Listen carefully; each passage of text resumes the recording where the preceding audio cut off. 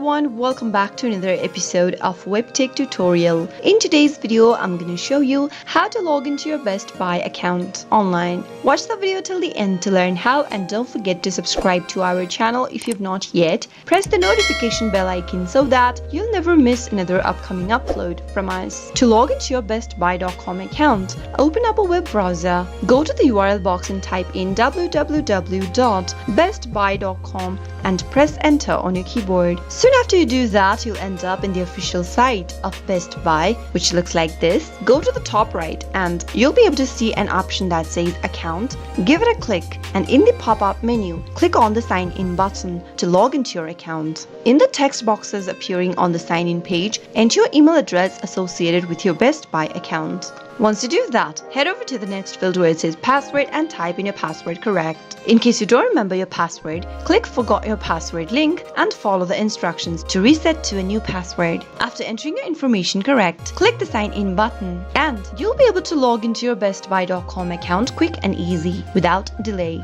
That is how you can do it. I hope you found the video to be helpful. If it was, go ahead and give us a thumbs up. I'll be back soon with more videos like this. Thank you for watching.